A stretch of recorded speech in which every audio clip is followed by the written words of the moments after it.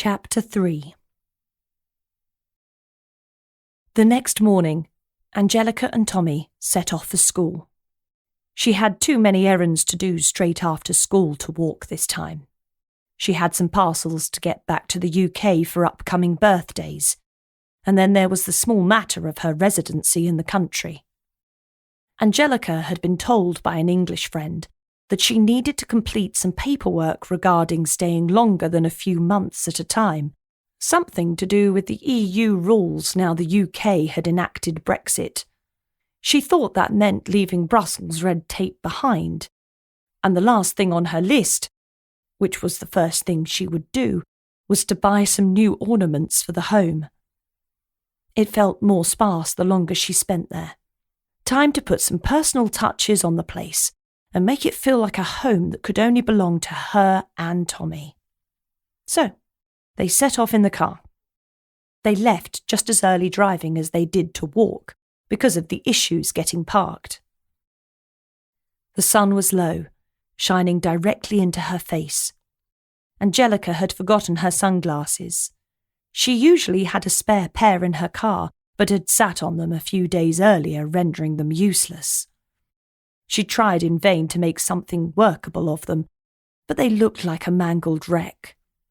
Too much pressure trying to return one arm to its rightful place had caused the metal to shear.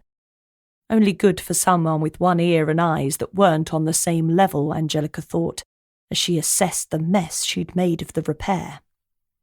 The traffic was light. It still hadn't got to the high season. Instead of masses of summer traffic, it was mainly the locals going backwards and forwards on the roads of Javier that morning. She had chosen it as a place to live on a whim, hearing only good things about the town from a distant relative back at home.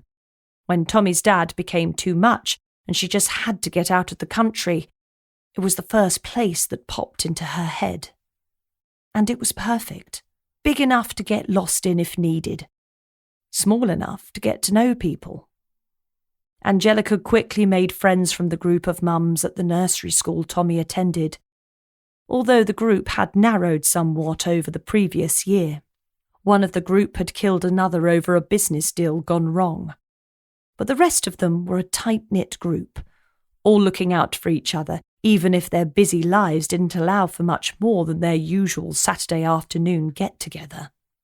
Angelica was on red alert as she drove to the school and parked. There were two reasons for this. One that she always had with her, and one that was new for that day. She was always on red alert at the school. Life had taught her this lesson many years earlier. One of her best friends at primary school was hit by a car when they were leaving school one day.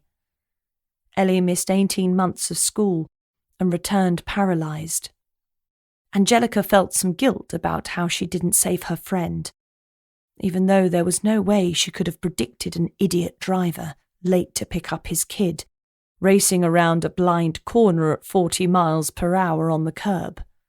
There was no way Angelica was going to carry the guilt of knocking a child over with her for the rest of her life. The second reason was that she was on the lookout for Tina Gonzalez. If there was something wrong, then her social profile didn't indicate it, and if she needed help, Angelica would always be one of the first to offer it. She crawled the streets near the school, looking for that elusive parking space, and that equally elusive Tina. Angelica found the first, but not the second. She walked Tommy into school, kissing him on the forehead before he walked off to his friends. Angelica took the long route back to her car with the express intention of seeing Tina Gonzalez, but there was no sign of her at all. Angelica climbed onto the driver's seat of her car, started the vehicle, and checked both ways to see if there were any children crossing near her. The coast was clear. She pulled out, indicating, and started the drive to the port. As she pulled around a corner, Angelica spotted Tina getting out of her car with Freya. She craned her neck to try to see what car Tina and Freya had got out of, but it wasn't clear. There was a line of traffic behind her, so Angelica couldn't stop or get out. She watched Tina stroll along the street, seemingly without a care in the world. She looked well.